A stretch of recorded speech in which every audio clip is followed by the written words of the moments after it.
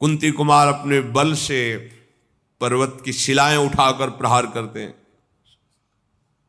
कोई फर्क नहीं। अब भगवान शिव ने कहा हो गया, अब हम प्रहार करते हैं, तुम सहो। दौड़ करके किरात ने अर्जुन को अपनी भुजाओं में फंसाया और मुष्टि प्रहार किया।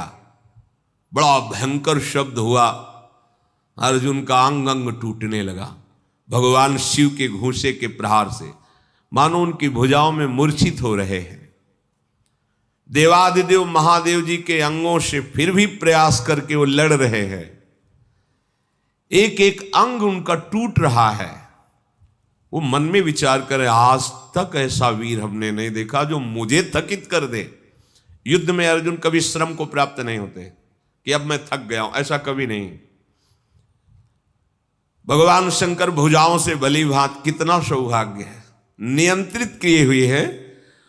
और अर्जुन को जहां मूर्छा छूटती तब फिर एक घूंसा जमाते हैं, फिर वो उली की भुजाओं में 2 घड़ी तक अर्जुन पिटते रहे। फिर उनका देखो, मुझे थोड़ा समय दे दो, अगर तुम युद्ध के नियमों को जानते हो तो मैं कह रहा हूं थोड़ा समय दे दो, फिर मैं तुमसे युद्ध करूंगा। छोड़ दिया, और करके देख लो। तत्काल वहीं की मिट्टी एकत्रित की और उसे लिंगाकार किया। वन था ही, कुछ पुष्प लिए, माला और पुष्प, और हाथ जोड़कर भगवान शंकर की आराधना की, भगवान शंकर का स्तवन किया। पशूनां पतिं पापनाशं परेशं गजेन्द्रस्य कृतिं वशानं वरेण्यं जटाजूट मध्ये स्फुरद्गांगवारिं महादेवमेकं स्मरामि स्मरारिं महेशं सुरेशं सुरारार्तिनाशं विभुं विश्वनाथं विभूत्यंगभूषं विरूपाक्षमिन्द्वर्को वह्निर्तिनेत्रं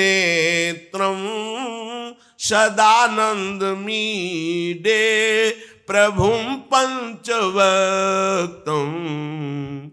गिरीशं गणेशं गले नीलवर्णं गवेन्द्राधिरूढं गणातीतरूपं भवं भास्वरं भस्मनाभूषितांगं भवानी कलत्रं भजे पंचवक्तं शिवाकांत शंभो शशांकार्धमौले महेशान शूलिन जटाजूट धारिन त्वमेको जगत व्यापको विश्वरूप प्रसीद प्रसीद प्रभो पूर्ण रूप। भगवान शिव का स्तवन करके जेव ही माला शिवलिंग पे डारी, तेव ही किरात पर वो माला पहुंची, मस्तक में किरात के। ओहो, ये देख करके अर्जुन आनंद से उल्लसित हो गए, साष्टांग चरणों में गिरे, बोले प्रभु यही मैं सोच रहा था कि ऐसा त्रिभुवन में कौन वीर है जिसकी भुजाओं में आकर मैं निकल ही नहीं पाया, जिनके प्रहार से मेरे अंग अंग शिथिल हो गए। किरात रूपधारी भगवान शिव के चरणों में अर्जुन पड़े हुए, भगवान शिव ने अपनी महान भुजाओं से उठाया। सर्व पापहारी भगवान भव अर्थात महादेव बहुत प्रसन्न हुए और गंभीर वाणी में कहा, अर्जुन कोई ऐसा है ही नहीं तुम्हारे जैसा वीर जो मेरी भुजाओं के प्रहार को सह सके। तुम्हारा पराक्रम, तुम्हारा शौर्य, तुम्हारा धैर्य अद्वितीय है, मैं बहुत प्रसन्न हुआ। मेरा स्पर्श सबको सहज में नहीं प्राप्त होता है। मेरा स्पर्श प्राप्त हो गया, अब तुम्हारा शरीर दिव्य है, अब तुम इसी शरीर से जिस लोक में चाहो जा सकते हो। तुम्हारा तेज कोई सह नहीं सकता है। आज से तुम्हारा पराक्रम अद्वितीय है। महाबाहो, मेरी ओर देखो और प्रसन्न हो। देखो, मैं तुम्हें दिव्य दृष्टि देता हूं, तुम मेरे स्वरूप को देखो। भगवान शिव ने जब ऐसा कहा तो अर्जुन के सामने अब किरात रूप नहीं, देवाधिदेव महादेव, जो किरात वेश में स्त्री स्वरूप में साक्षात त्रिभुवन सुंदरी अंबा और उनकी दासियां और भगवान शिव के गण, बार बार अर्जुन जी ने पूरे शिव परिकर को प्रणाम किया और कहा, तुम युद्ध में अपने शत्रुओं पर जो विजय चाहते हो, तो आज के बाद कोई देवता भी तुम्हें परास्त नहीं कर सकता। मनुष्यों की तो बात जाने दो, मैं तुम्हारे हृदय की बात जानता हूं, तुम मुझसे क्या चाहते हो। लो, विश्व विनाशक पाशुपतास्त्र मैं तुम्हें प्रदान करता हूं। ये वो अस्त्र है जिसको कोई भी अस्त्र कुंठित नहीं कर सकता और एक क्षण में पूरे त्रिभुवन को भस्म करने की सामर्थ्य मेरे इस अस्त्र में है, पाशुपतास्त्र। तदनंतर शूलपाणी भगवान महादेव जी और भगवती पार्वती जी के दर्शन करके अर्जुन को बड़ा आनंद प्राप्त हुआ। साष्टांग पृथ्वी पर लेटकर प्रणाम किया। अर्जुन बोले, हे जटाजूटधारी सर्वदेवेश्वर देवाधिदेव महादेव, भग देवता के नेत्रों का विनाश करने वाले नीलकंठ, आपके मस्तक पर जगत पावन करने वाली गंगा जी विराजमान हैं। प्रभो, समस्त कारणों के परम श्रेष्ठ कारण आप हैं। मैं बहुत लज्जित हो रहा हूं। अपने स्वामी से युद्ध किया, अपने आराध्य देव से युद्ध किया, आप पर बाण संधान किया, कटुवचन बोले, धनुष से प्रहार किया, और भी। नाथ, मेरे अपराध को क्षमा कीजिए। मैं बहुत अंदर लज्जा से युक्त हो गया हूं। मैं आपके ही दर्शन की इच्छा लेकर इस महान तप से युक्त हुआ था। हे देव देवेश्वर, संपूर्ण जगत आपकी वंदना करता है और मैंने आप पर प्रहार किया, फिर भी आप प्रसन्न हैं। नाथ, मुझे बहुत अंदर से लज्जा आ रही है। मैंने जो आपके सामने साहस दिखाया, ये मेरा अपराध है। प्रभु, अनजाने में मेरे से अपराध बन गया। हे शंकर, मैं आपकी शरण में हूं, मेरी धृष्टता को क्षमा कर दीजिए। महातेजस्वी भगवान वृषभध्वज ने अर्जुन का हाथ पकड़ा और हंसते हुए कहा, अपराध थोड़ी है कोई, मैं शिव रूप से तुम्हारे सामने थोड़ी था, मैं तो किरात रूप से था, तुम्हारा कोई अपराध नहीं, वीर का यही धर्म है। फिर भगवान शिव ने दोनों भुजाओं से खींचकर देवी हृदय से लगाया तो जितने अर्जुन की पीड़ा और घाव थे सब शांत हो गए। देवादिदेव महाजी बोले, अर्जुन, तुम भगवान श्री कृष्ण के शरणागत और प्रिय सखा हो, मैं तुमसे बहुत प्यार करता हूं। जो भगवान श्री हरि का भजन करते हैं, भगवान शंकर अहेतुकी कृपा उन पे अपने आप करते हैं। और जो भगवान शंकर की आराधना करते हैं, हरि अहेतुकी कृपा अपने आप करते हैं। कभी ऐसा भ्रम किसी को नहीं होना चाहिए कि हम हरि के उपासक हैं तो भगवान शंकर की थोड़ी भी न्यूनता या अवहेलना करें। नहीं, भगवान श्री हरि कहते हैं, शिवद्रोही मम दास कहावा, सो नर मोहि सपने नहीं भावा। कभी ऐसी गलती नहीं। और जो भगवान शिव का उपासक है, वो कभी वैष्णवों की, हरिजनों की या हरि की कभी थोड़ी सी भी अवहेलना या निंदा ना करे कि मैं भगवान शंकर के बल से ऐसा नहीं, तो भगवान शंकर ही दंड दे देंगे, वही दंड दे देंगे। काकभूषण जी ने तो यही किया ना। गुरु बार बार उनको समझा रहे थे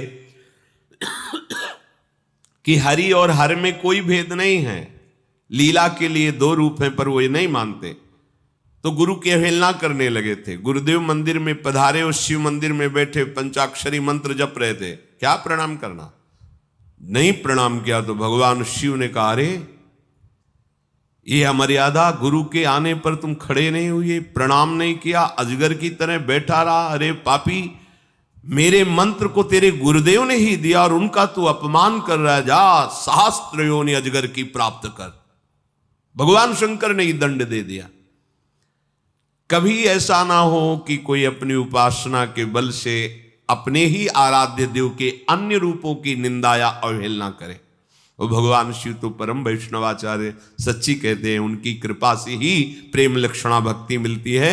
और गूढ़ रहस्य, भगवान शंकर अहंकार के अधिष्ठात्र देवता हैं और हमारे श्री हरि को अहंकार पसंद नहीं, तो अहंकार का अपहरण भगवान शिव ही करते, तभी दैन्यता आती है। भगवान शंकर ने कहा कि ये लो गांडियो और ये लो अक्षय तूणीर, ये तुम्हारे योग्य है। कुंती कुमार, तुम्हारे शरीर में जो चोट पहुंची है, अब तुम कभी ऐसी चोट से व्यथित नहीं होगे जो मैंने चोट पहुंचाई। अब कोई इससे भी भारी चोट पहुंचावे तो तुम्हें कभी व्यथा नहीं होगी। भगवान चोट पहुंचाते हैं मजबूत करने के लिए।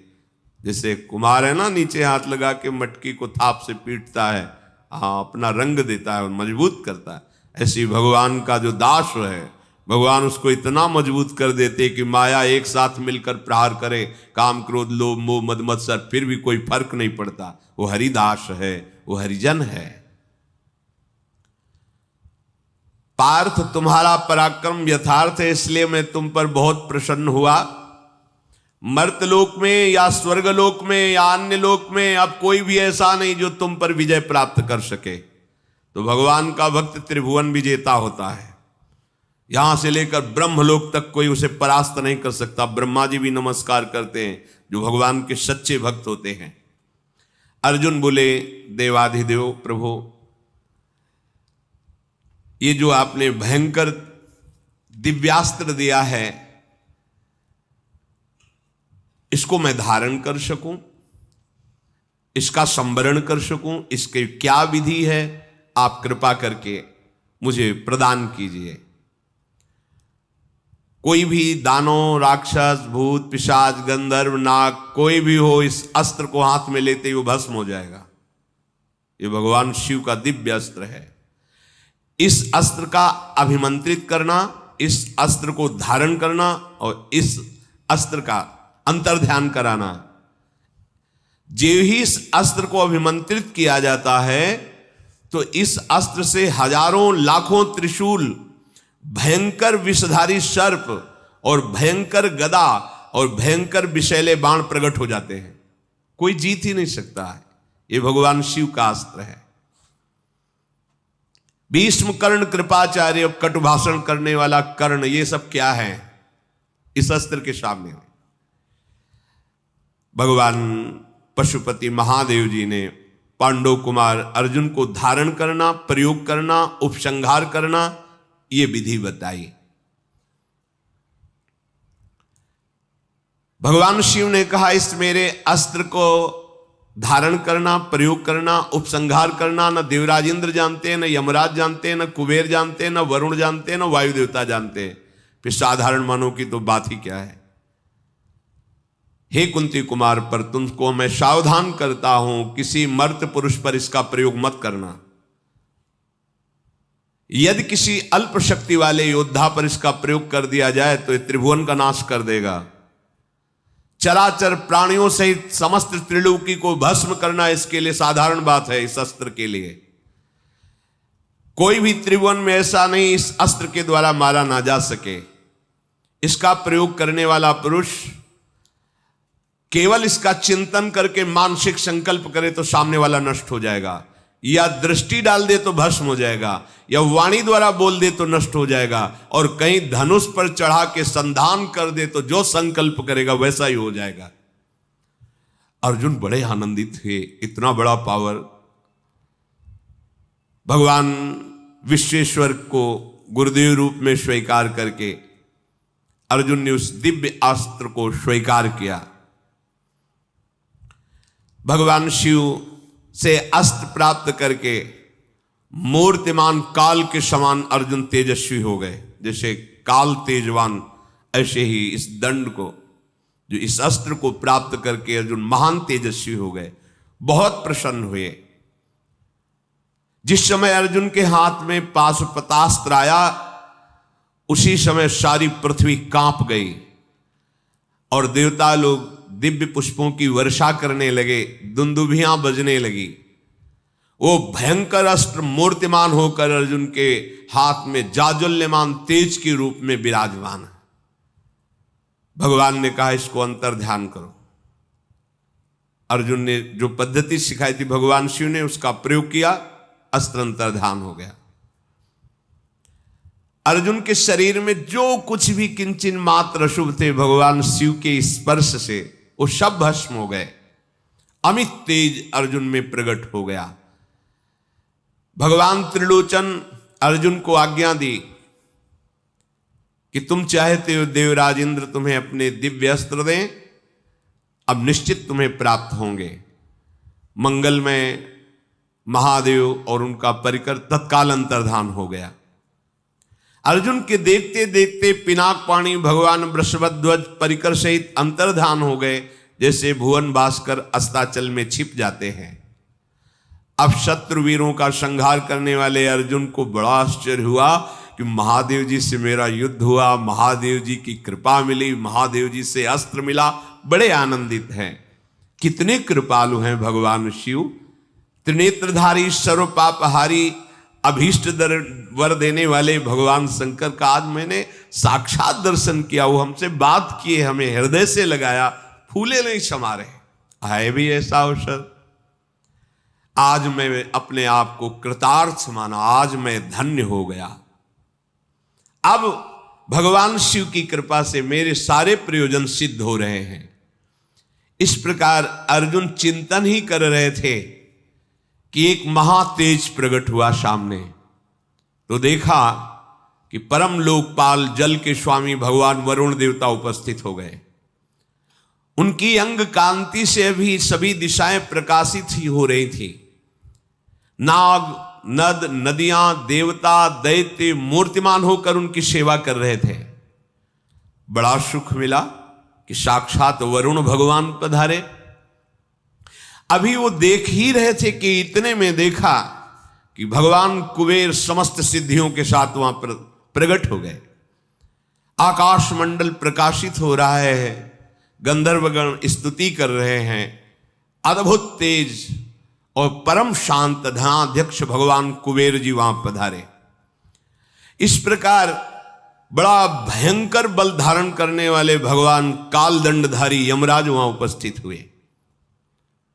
विश्वभावन पितृगणों के स्वामी, हाथ में कालदंड है, सर्वभूतों का विनाश करने वाले यमराज, तीनों लोकों, गुह्यकों, गंधर्वों और नागों सब पर शासन करने वाले यमराज प्रलयकालीन तेज धारण किए हुए उपस्थित हुए। अर्जुन को बड़ा आनंद हो रहा है, महादेव जी के बाद तो ये बड़े बड़े लोकपाल पधार रहे हैं। उन सब महान महिमा में लोकपालों को देखकर अर्जुन को बड़ा आश्चर्य हो रहा है। अभी इनको देख ही पाए थे कि स्वर्ण जैसी कांति प्रकाशित हुई और बीच में बहुत सुंदर दिव्य एरावत हाथी की पीठ पर बैठे हुए देवताओं के राजा भगवान इंद्र पधारे।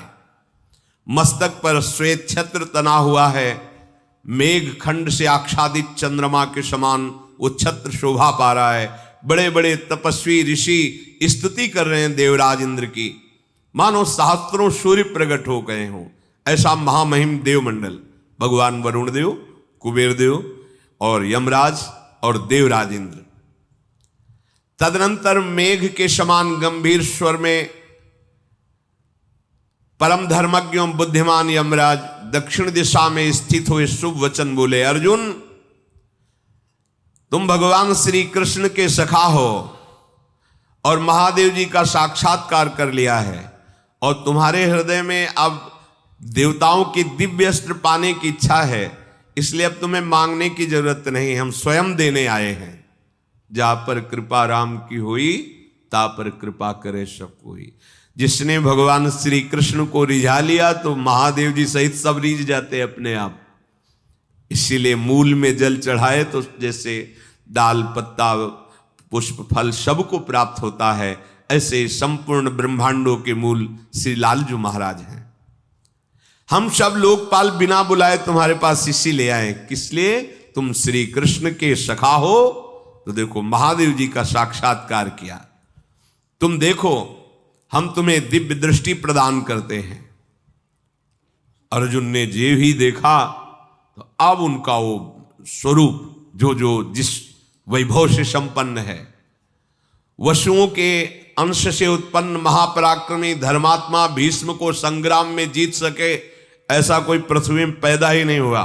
देवताओं ने कहा भरद्वाज पुत्र द्रोणाचार्य भगवान परशुराम जी के शिष्य हैं, उनको कोई जीत सके?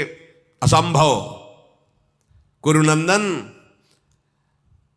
आज तुम्हें हम ऐसे अस्त्रों से युक्त करते हैं कि अब तुम्हें कोई जीत सके ऐसा असंभव।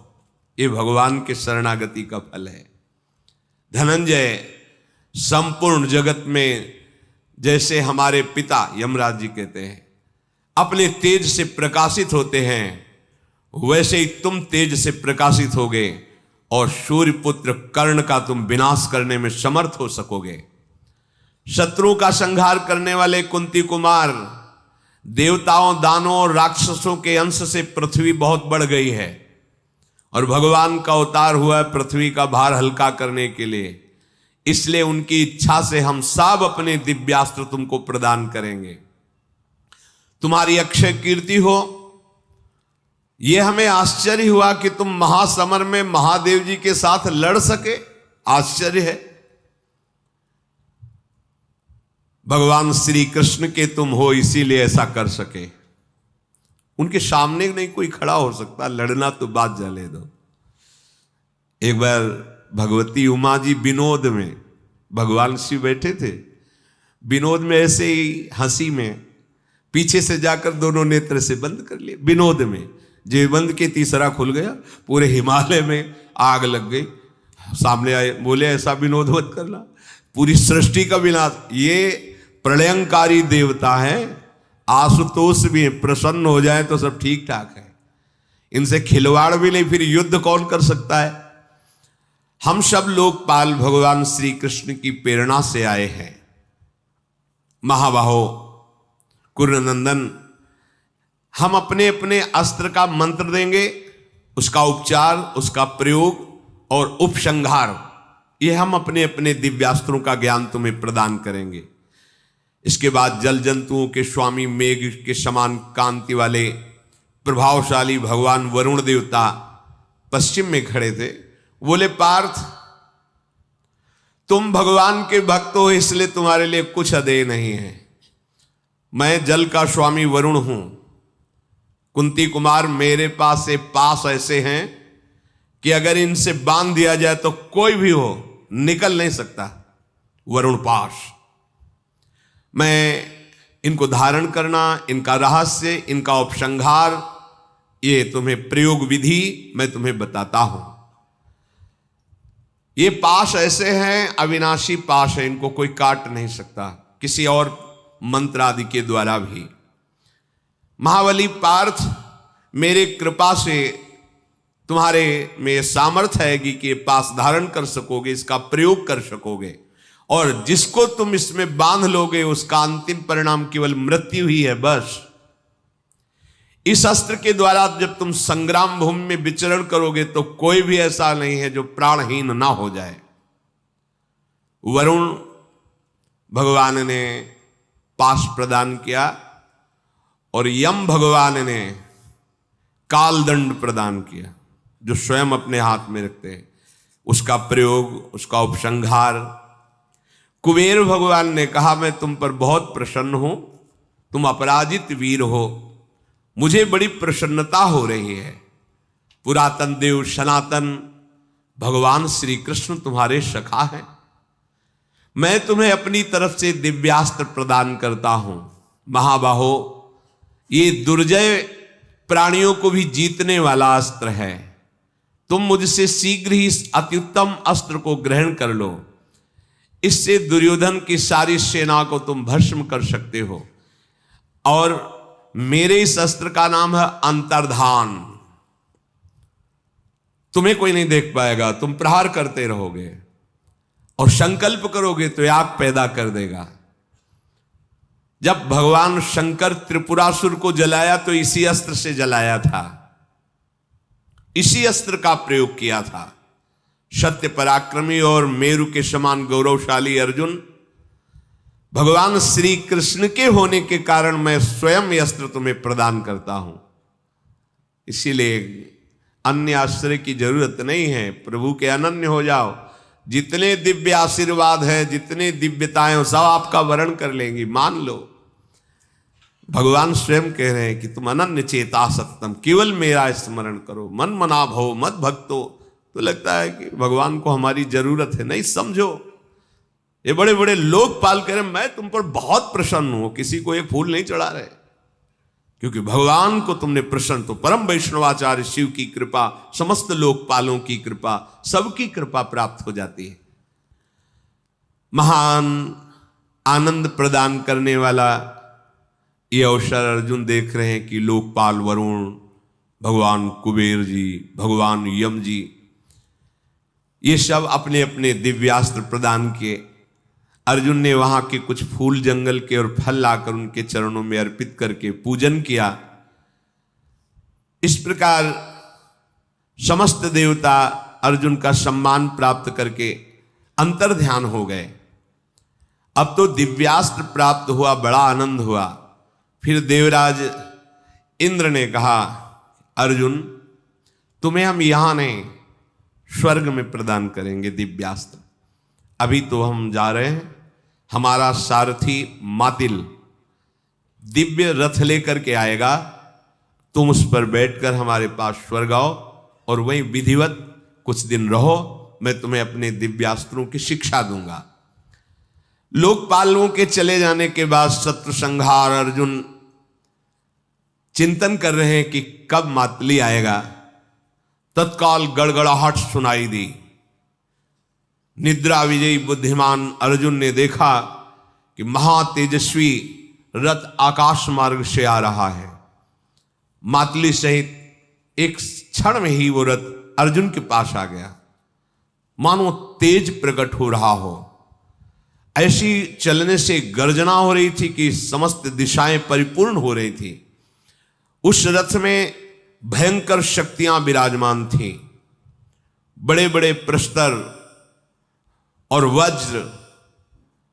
उस स्थान पर दो सर्प भयंकर विषधारी कि आप उधर झांक भी नहीं सकते उस सिंहासन की तरफ, और श्वेत बादलों की तरह सुंदर छत्र है उसका। 10,000 श्वेत और पीत रंग वाले घोड़े हैं, जहां आंखें नहीं टिकती, ऐसा तेज है उन घोड़ों का। और वो कहीं भी वायु में, जल में, अग्नि में, सब जगह वो चल सकते हैं। ऐसे अर्जुन ने नील वर्ण वाले महातेजस्वी वैजयंत नामक इंद्रध्वज को फहराता देखा। महाबाहु कुंती कुमार उस रथ में बैठे हुए तेजस्वी सारथी मातली को देखा, जो स्वर्ण की तरह चमक रहे थे। हाथ जोड़कर मातली को प्रणाम किया। मातली बोला, अर्जुन, श्रीमान महामना देवराज इंद्र का आदेश है, आप इस रथ पर विराजमान हुए। इस रथ पर केवल देवराज इंद्र ही विराजमान होते हैं। आज तुम उनके आदेश से इस पर विराजमान होगे। आपका शुभ हो, शीघ्र इस रथ पर आरूढ़ होइए। भगवान देवेश्वर सतक्रतु इंद्र ने आदेश किया है, तो ये रथ तुम्हें दिखाई दे रहा है। नहीं, दिखाई भी नहीं देता, आरूढ़ होने की तो बात जाने दो। देवता, महर्षि, गंधर्व, ऋषि, अप्सरा, सबसे पूजित ये रथ है। देवराज की आज्ञा से तुम्हें देवलोक में पधारना है, इस पर विराजमान हुए। अर्जुन तुरंत गंगा जी में स्नान किया, आचमन किया, भगवान श्री कृष्ण को प्रणाम किया और उस रथ की परिक्रमा की, उसको प्रणाम किया। क्योंकि जो सैकड़ों राजसूय और सैकड़ों अश्वमेध यज्ञ कर लेता है, वो इंद्र पद पे होता है और वही इस रथ पर बैठ सकता है, दूसरा नहीं। कोई भी चाहे जितना दान पुण्य करने वाला हो, यज्ञ परायण हो, इस रथ पर आरूढ़ होना बड़ा कठिन है। भारी तपस्वी भी इसमें नहीं बैठ सकते। ये दिव्य दर्शनी रथ देवराज इंद्र का है।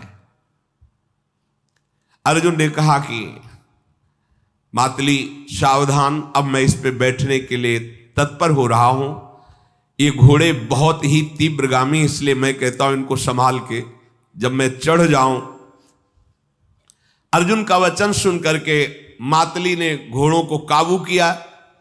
तदनंतर बहुत प्रसन्न होते, भगवान श्री कृष्ण का चिंतन करते, ये सब मेरे मित्र की कृपा से हो रहा है, ये सब श्री कृष्ण कृपा से हो रहा है। महात्माओं को, पुण्यात्माओं को, गिरिराज हिमालय में जितने विराजमान, सबको मानसिक प्रणाम करके उस रथ पर विराजमान हुए। अद्भुत चाल से चलने वाले उस रथ में बैठते ही वो रथ ऊपर की ओर एक ही क्षण में मनुष्य लोक दृष्टिपथ से दूर हो गया। जैसे जैसे ऊपर चढ़ते जाते बड़ी दिव्यता अनुभव में आ रही है। बड़े दिव्य विमान, सूर्य का प्रकाश भी नीचे रह गया, चंद्रमा का प्रकाश भी नीचे रह गया। वहां दिव्य स्वयं प्रकाशित होने वाले लोग जो अपने पुण्य कर्मों से विमान प्राप्त किए, घूमते दिखाई दिए। राजा लोग जो यहां प्राण छोड़ चुके थे, पहचानते अर्जुन, ये तो वो राजा है इस विमान पे। वही जो विमान है यहां तारागणों के रूप में दिखाई देते हैं। रात्रि में जो छोटे छोटे तारागण हैं वो दिखाई देते हैं। सैकड़ों झुंड के झुंड तपस्वी अपने तप के प्रभाव से स्वर्गलोक में जा रहे हैं। अर्जुन विमान पर बैठे हुए देखा। शास्त्रों, गंधर्व, गुह्यक, ऋषि, मुनि, अप्सराओं के समूह। अर्जुन को बड़ा आश्चर्य और सुख मिल रहा है इस दर्शन से। अर्जुन ने प्रसन्नता पूर्वक मातली से पूछा, मातली ये सब पुण्यात्मा पुरुष हैं, ये सब स्वर्ग जा रहे हैं? तो कहा हां, इनका पुण्य जब पूर्ण होता है तो इस स्वर्गलोक में अपने पुण्यों को भोगते हैं जाकर।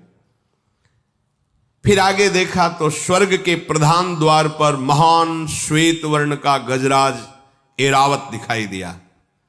4 दांत बाहर निकले हुए हैं, मानो जैसे कैलाश पर्वत भगवान शिव का। ऐसे ऐरावत महायशस्वी पार्थ इंद्र की अमरावती के दर्शन के लिए उत्सुक है। कैसी होगी अमरावती जिसमें देवराज इंद्र रहते हैं?